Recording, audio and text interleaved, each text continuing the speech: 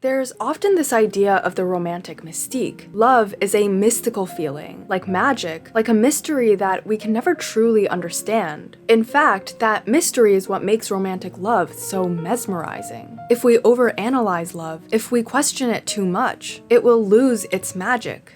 In the survey I posted about love, I asked what made relationships romantic, to which many answered, it just felt romantic. Not sure how else to explain it. It just feels more special than being with other people you're close with. I really can't describe it, other than you just feel at peace and happy for what the future holds. Unlike objects, physics, illness, pretty much everything else in the natural world, it seems like we can't really explain love, and maybe we don't want to.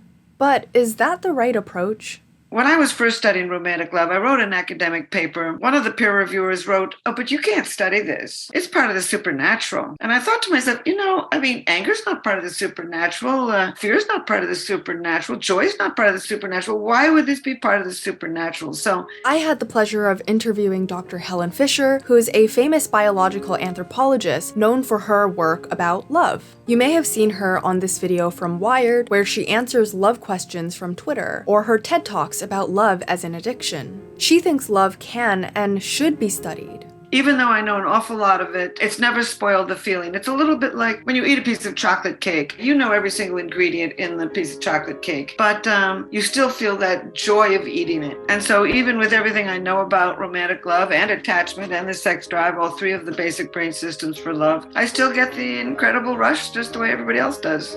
I agree that we should seek to understand such a powerful force. Many people make their most significant life choices based on love. Should I buy a house with this person? Should I raise a child with them? Should I trust them with my deepest insecurities? As Carrie Jenkins writes in her book, What Love Is and What It Could Be, love is an extreme sport, and we don't skydive without parachutes.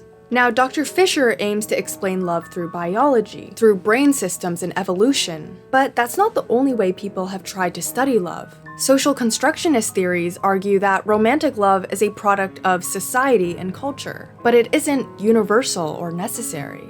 People no doubt feel those warm, fuzzy feelings caused by chemical reactions in the brain. There's no denying those biological reactions, but that's not what romantic love really is. For example, are tomatoes fruits or vegetables? The biological answer is that tomatoes are fruits. Like all fruits, they grow from the flower of a plant and they contain seeds. But many people, including me, think that's a stupid-ass answer. Tomato is clearly a vegetable because I use it exactly like a vegetable. I cook tomatoes in a pan, I mix it into sauces for pasta, I sprinkle all sorts of savory spices onto it. I don't bring it to work and munch on it like an apple. I don't put it into my oatmeal or yogurt bowls. I wouldn't dream of putting soy sauce on my fruit. Yet, notice how others would disagree with me. Many Chinese people, like my mom, do in fact eat a tomato like an apple, and sometimes she'll sprinkle a little bit of sugar on top. Some people do put tomatoes in their fruit salad. There's even tomato sorbet? I mean, couldn't be me, but okay. The point is, when I passionately defend tomatoes as vegetables, what fruit and vegetable track are not biological classifications of a plant, but their social function in our diets and recipes, dependent on our cultural environment. You can think about social constructionist theories of love in the same way. When we say people are romantically in love, social constructionists think we are referring to a type of love, which takes on a distinctive social function, one that separates it from other types of love like family or platonic love.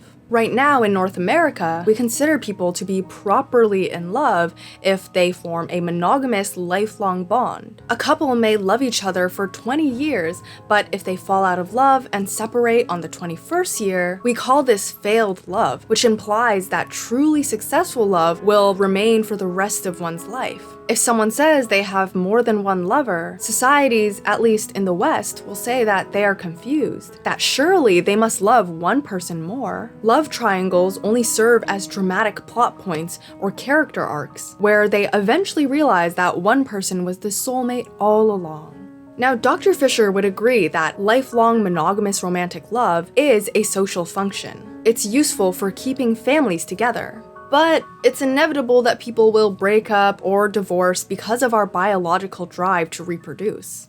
Divorce rates are not going up, but they're high. I mean, it's, divorce will probably always be with us for good Darwinian reasons too. I mean, when you have children by more than one partner, you've created more genetic variety in your lineage. And it's entirely possible that we evolved the predisposition to get restless in long partnerships simply so that we would move on to another partner. However, she says monogamy itself is not a social function. This is natural. She says it's wired into our brains through evolution. We're really not built to share. We are built for pair binding. There are people, the polyamory community would say, I have made a deal with my partner to sleep around or have romances, and everybody agrees, and they do it.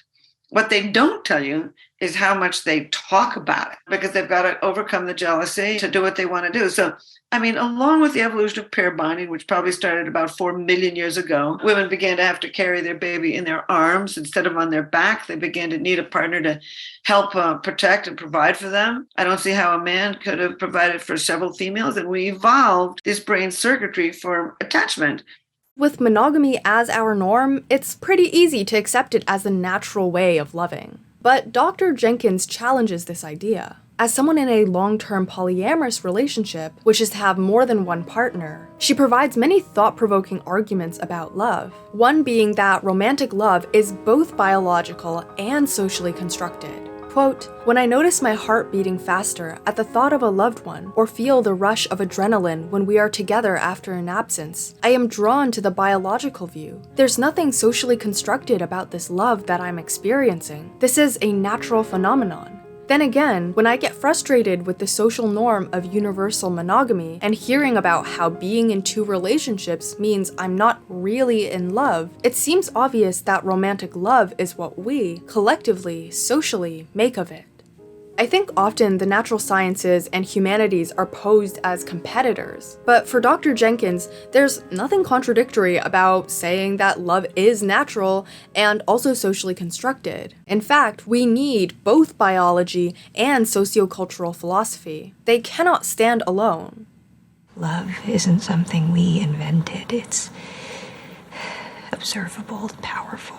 This is not a biology channel. The last time I studied biology was probably 2 years ago, so I'm not gonna pretend like I know science. But conveniently, Dr. Jenkins discusses a lot of Dr. Fisher's work, so I'll let Dr. Fisher take the floor. We've evolved 3 distinctly different brain systems for mating and reproduction. Sex drive being one, feelings of intense romantic love being the second, and feelings of deep attachment being the third. Romantic love has a very specific brain system. It comes from a tiny little factory near the very base of the brain that pumps out the dopamine, and that gives you that bodily responses of weak knees, butterflies in the stomach, sexual craving. It's a whole suite of traits that are associated with feelings of romantic love, and they're driven by the dopamine system in the brain. You start reading the poetry from China, from India, Japan, everywhere in the world. It's a basic human drive is what it really is. It's a drive. It comes from the oldest parts of the brain and drives you to form a partnership and send your DNA into tomorrow. So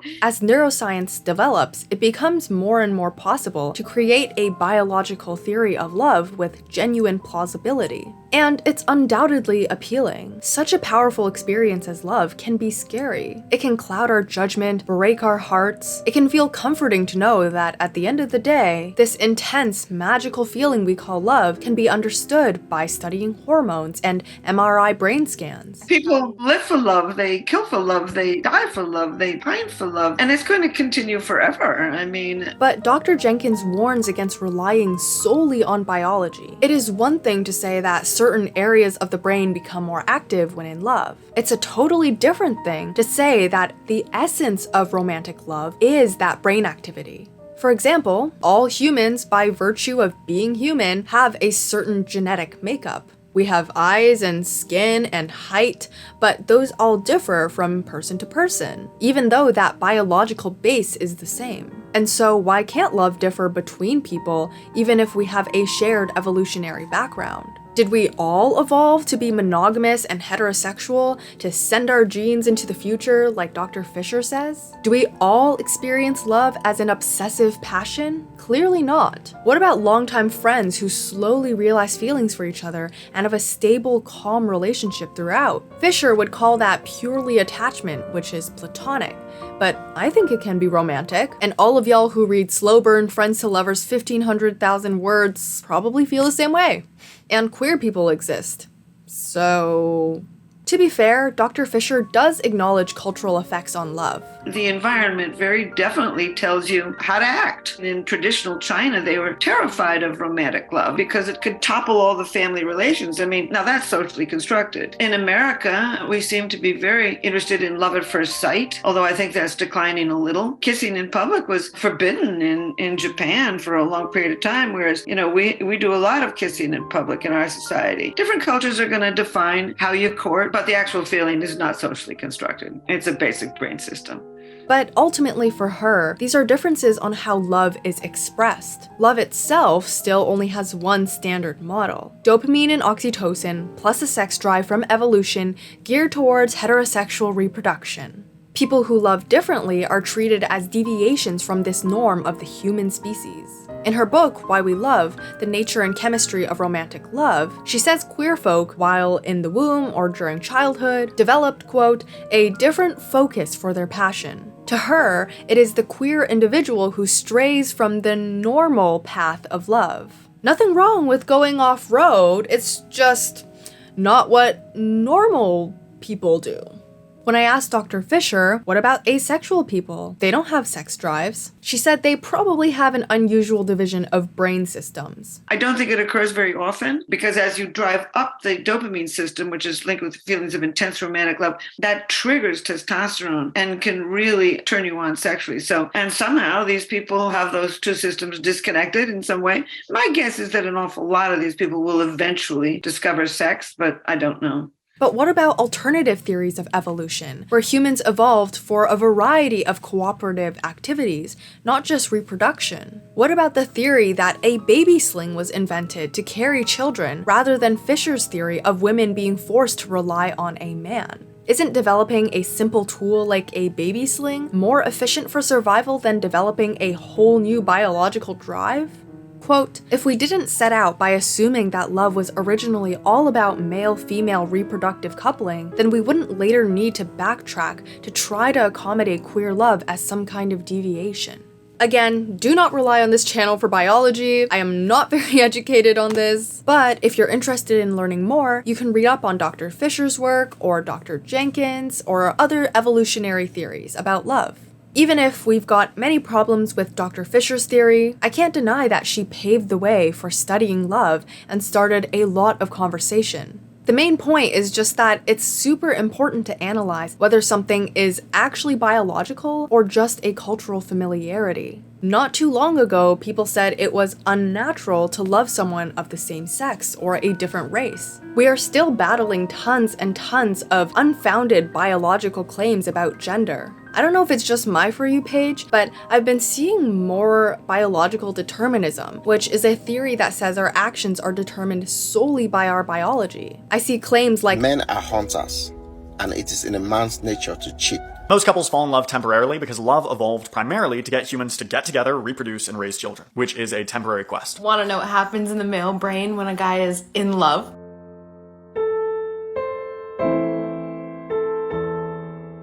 Sometimes I worry that constantly consuming content about cishet men being lazy around the house, having poor emotional intelligence, and thirsting over other women when their partner is right next to them creates a depressing feeling that men are just like that, and they will never change. I occasionally feel that way too after too much scrolling, and it fills me with anger, frustration, and despair. How will I ever successfully love if men are always like this? If women in hetero relationships will always be better at love?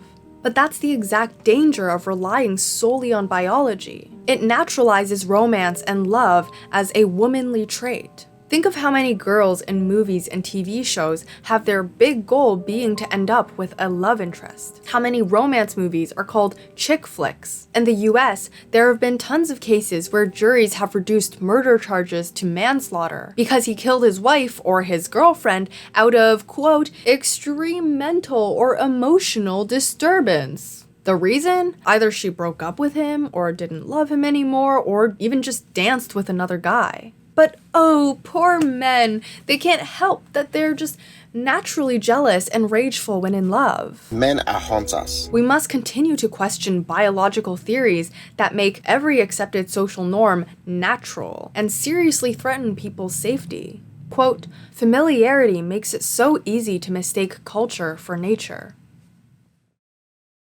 Yeah, good. Well, thanks for coming. Yeah, of course. Is that a normal thing to say?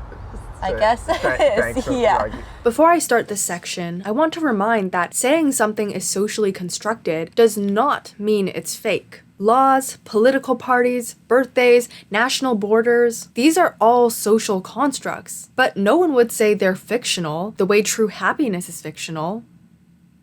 The way vampires are fictional. They may not refer to a physical object that I can see or touch, but they do represent something real.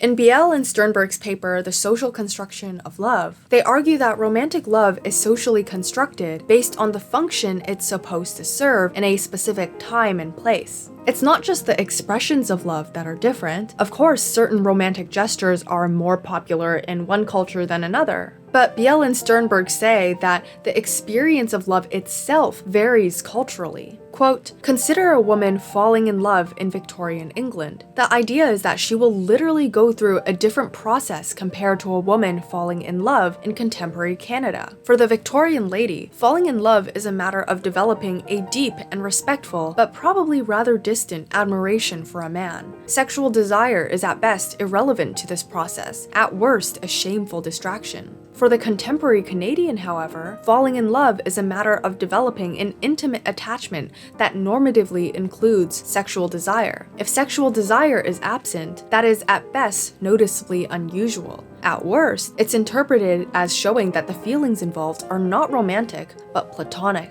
And it's not genetics or evolution that causes this difference between Victorian women and contemporary Canadian women. It's their culture and time period. During the Enlightenment era, rationality was everything, and so proper love was seen as rational. Then during the Romantic era, emotions became a priority, and so love was seen as a wild roller coaster of emotions. If you grew up in the past few decades, you've probably heard of this rhyme before. Joe and Joey sitting in a tree. Kissing. First comes love, then comes marriage, then comes a baby in a baby carriage. If you couldn't tell, I sang that a lot before.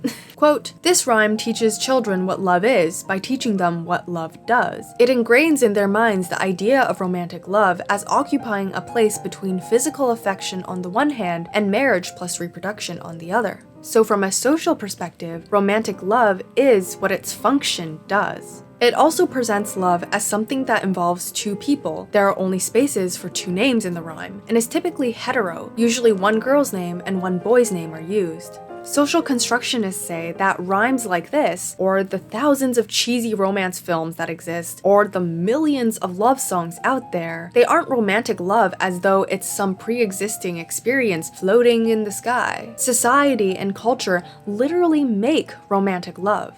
Unsurprisingly, social constructionist theories of love are much more appealing to the aromantic community. If they cannot feel romantic love, then it doesn't make sense to call love a universal biological phenomenon. Because before I knew that I was aromantic, I thought it meant when you think someone is like really cool and you want to get to know them better, but that turned out to not be the case. That's just like admiration. You know, when it comes to dating, a lot of people, they feel very lonely and they feel this intense desire to be near someone. And in many cases, anyone. So for me, I didn't really feel that. Like, I really like being alone. It's pretty awesome. I guess it'd be like asking a person who has always been blind about the conception of sight, I guess. I'm not really sure what that's like, really, but I know that it exists.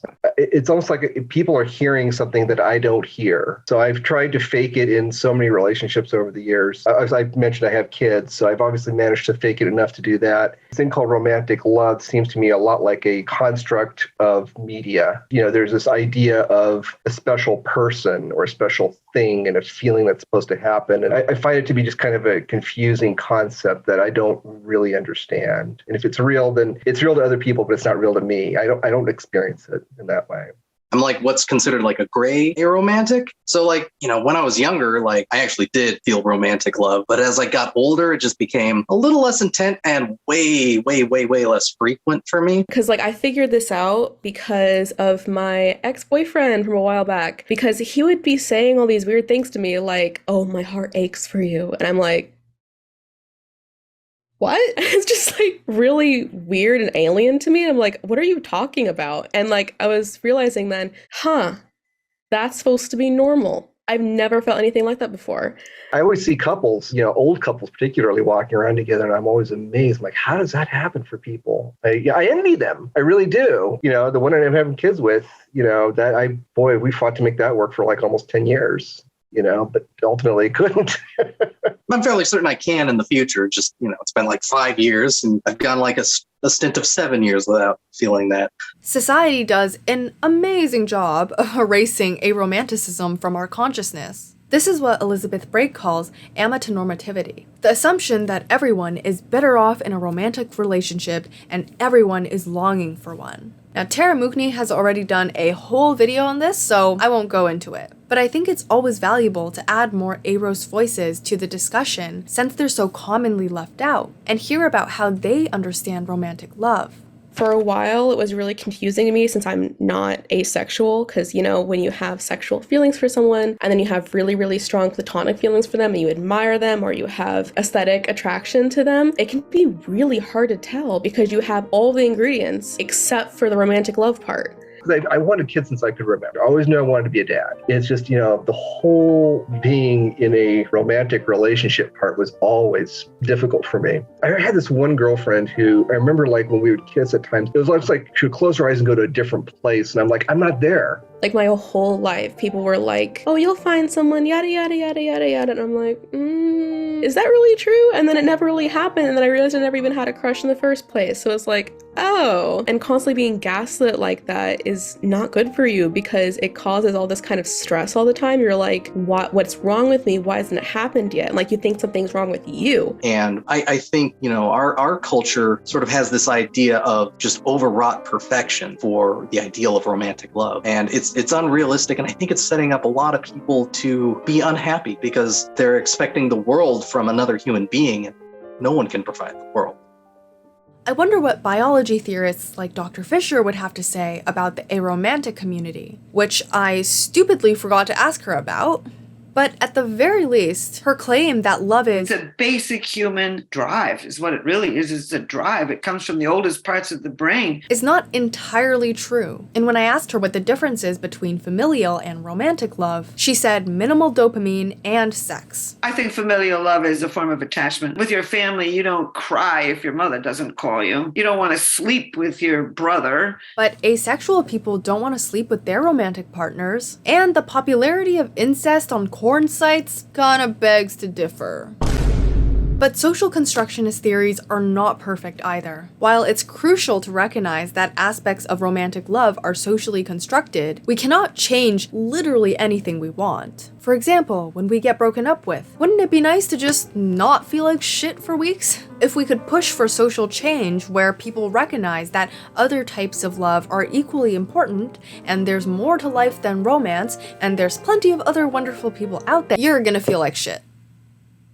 If you really romantically love someone, there's no escaping the chemical changes in your brain that bond you to another person. And there is no escaping the biological confusion your brain goes through when they leave. We also can't create a social function of romantic love in order to force the Eros community into participating. No matter what we change socially, they just can't feel the biological calls of love. kissing, touching, all those displays of affection for me they're either sexualized or they're comforting. And it's not that I minded doing those things with my partners. It's just there's this kind of performative element, particularly in public, that to me was always bizarre. I would do it because I knew it was expected of me, but it never felt natural or comfortable. All the crushes I had in the past were either like aesthetic attraction, sexual attraction, or just really close platonic friends. And when I was younger, I even had a period where I would start to like kind of obsess over whoever I thought I was crushing on, because that's what the girls in books and movies did. And I was like, they're doing that. That must be what's normal. I should be doing that too. And then it led into this like behavior of like obsessing over people. At the end of the day, we are creatures with limits. We need to understand biology in order to understand what changes are actually possible and what changes are the most efficient. Okay, I'll go first. I'm lonely. Dr. Jenkins has a fun little chapter titled Aliens versus 19th Century Lesbians. In it, she proposes a thought experiment. Suppose there's an alien society on another planet that operates just like your society. They have alien rom-coms, alien genders, alien weddings, lifelong monogamy as a cultural norm. But suppose the biological machinery that makes up these aliens is completely different from ours. Instead of dopamine and oxytocin, the aliens might have no chemicals in their brains at all. Perhaps their heads are filled with a system of levers and pulleys, or perhaps they don't even have heads. Can these aliens experience romantic love? At a biological level, the answer is no. The brain chemistry is just not there. Quote, maybe they fall in something that looks like love, but to say they literally fall in love would be a bit like saying they have heart attacks just because they sometimes fall down clutching the places where their hearts would be if they had hearts, which they don't. However, at a social level, yes, they do love each other. The aliens think about meeting the one, they care deeply for their partner, they get married and remain faithful for the rest of their lives. So, no biologically, but yes socially. Can it be the other way around? So, you said this was your best friend? That's correct. Whom you share emotionally intense letters with? Yes, we exchange them monthly. Well, when you look at her, the brain scans show that you're producing lots of dopamine, and funnily, the areas of the brain that are associated with romantic love become very active. I see. Well, I wish I had as tight of a friendship as you two. How's your husband, by the way? The biological reactions of love have stayed the same. 19th century lesbians experience the biological states we would call love. Lesbians today experience biological states we would call love. But because of heteronormativity, they were barred from the social role of love. They could not marry, they could not live as a family, they could not express affection beyond totally platonic caresses. Many queer folk back then couldn't even understand their queerness because of limited terminology, besides slurs. This is called hermeneutical injustice, when people literally cannot conceptualize their identity or experience because they don't have the language for it. When women who love other women are called words that I do not want to say, they do not experience their attraction to women as love. They saw it as gross and undesirable and sometimes an illness. Where'd you like to kiss like that? I don't know where that came from. Dr. Jenkins describes the hermeneutical injustice she faced as someone in a polyamorous relationship. Quote, lacking a word like polyamorous, a polyamorous person can be left reaching for words that encode a negative judgment, such as unfaithful, or suggest a crime or sin, such as adulterous. Only being able to describe your intimate feelings by passing negative judgment on yourself has psychological consequences. Okay, so there is sometimes biological but not social love, like 19th century lesbians. And sometimes there is social but not biological love, like aliens. Isn't that a contradiction? Can't there only be one? Dr. Jenkins says no. There's nothing wrong with recognizing both as separate and simultaneous. It's like watching a movie and saying, that's Daniel Craig. That's also Benoit Blanc. And you're right both times. Daniel Craig is playing a specific role, and in playing that role, he is shaping Benoit Blanc to be the character he is. He can also play James Bond, or this character. I didn't watch the movie, I don't know how to say it. The role Daniel Craig fills constructs a different character each time. Similarly, the biology of love has taken on different social roles throughout history, each time constructing a different role of love. when Benoit Blanc says there's a hole inside a donut, which is inside another hole in a donut, which is inside a donut, which is inside a smaller donut. We know that that line belongs to a script for Benoit Blanc, the character, but it uses the mouth of Daniel Craig to say it. And so how do we, as biological actors, contribute to the social script of love? How do we change the social script to be less oppressive and more inclusive? There are likely people who worry that changing the social role of romantic love too much or too fast would make love unrecognizable. But that's why Dr. Jenkins recommends that change be gradual and happen against a background of continuity. For example, the game of football has changed over time, but we still recognize it as football because rule changes have been gradual and only a few features changed at a time. We often see this careful strategy for change employed by marginalized groups of love. A lot of work to promote acceptance of same-sex love has often focused on emphasizing other accepted romantic norms. It's like a trade-off. If you accept us, who you consider strange, then we'll agree with your other norms. Monogamy is one of those traded norms. That's why so much of the focus on same-sex love was around marriage. If the social function of romantic love is to create monogamous nuclear families, wouldn't it work better if we also let queer folk pair up? Romantic love is so strongly associated with monogamous marriage that when the US Supreme Court legalized same-sex marriage in 2015, they said, "No union is more profound than marriage, for it embodies the highest ideals of love, fidelity, devotion, sacrifice, and family." The trending phrases online were "love wins" and "love is love." But queer theorists have pointed out that marriage is a heterosexual norm, handed to queer communities, assuming that they would want their love to fulfill the exact same social role. It's much easier to have a heteronormative, largely monogamous society accept same-sex relationships if they fight for marriage and promise to be good little nuclear families. It's a lot harder to demand the right to have more than one partner, or to not be romantically in love at all. I want to end this video by touching on the common politicization of love. Liberals are associated with progressive sex, and conservatives are associated with traditional love. Thus, when people challenge romantic love, the reaction from conservatives is, "You want a lawless, orgy-filled world? What happened to decent, true love?" Clearly, this doesn't get us anywhere. And besides, it's just stupid. Politicizing love politicizes the people in love, as if anyone who doesn't dream of a monogamous opposite-sex soulmate is a pawn of progressivism. But love cannot be restricted or defined by political beliefs. Love is fluid. At its basis, love takes attraction and affection and molds it into a significant bond. But whether you want it to include sex, kids, love songs, a shared home, monogamy, those are what Dr. Jenkins calls optional add-ons. It's okay if you want love songs now and then don't want them later on. It's okay if you want to have sex sometimes more than others. Recognizing romantic love as having a dual nature, we can change romantic love at the social level for the better, while being empathetic of our biological limits. Maybe with change, the social function of romantic love won't be as clear-cut anymore. But it's always been changing anyways. People can now love without kids, people can love someone of a different race, people can divorce and love someone new. These all were once excluded from the social role of love.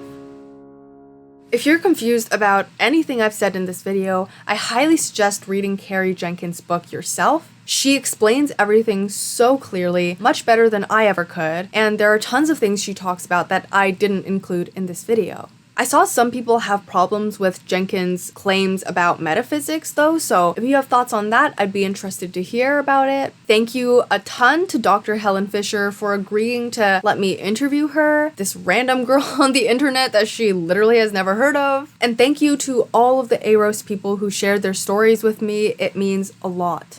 Of course, shout out to all my Patreons for supporting this channel. Let's pull that spreadsheet up. Sutani, Brandon Puntos, To Work For Me, Ben MacLeod, Sammie, Jao Goncalves, Rager005, Caleb, Chasen Eos, Blueberry Hill, Brian C., Paige Selby, Jasmine, Audrey Coomer, Jackie V., Depressed Laughter, Matthew Condi, Flawlessness.com.au, Oxpecker, Matt Roselake, Love and Angels 420, Zoe Alred, JL_Arbor21, Caden and Olivia, Daniel Dangond, John Nguyen, Stephen Bollinger, Bonzo, Vincent Julian Valdez, Benson Lai, Zesty Sauce, Solomon Khan, Jacob McMillan, Soledositania, Lorenzo Villegas, Jeannie Lee, GEW, LEE, Jonathan Von Schroeder, Marky Morals, OHB, Sabrina Fior, Drew Singal, Sneezy Weezy, Liraz Levy, Robert Castro, Keon Nahad, Josh Hunt, C-Dub, Laura Clark, Spaceman No Helmet, Deep Doge Chatterjee, MJ, and Jesse. Thank you so much for watching. Let's keep talking, and I hope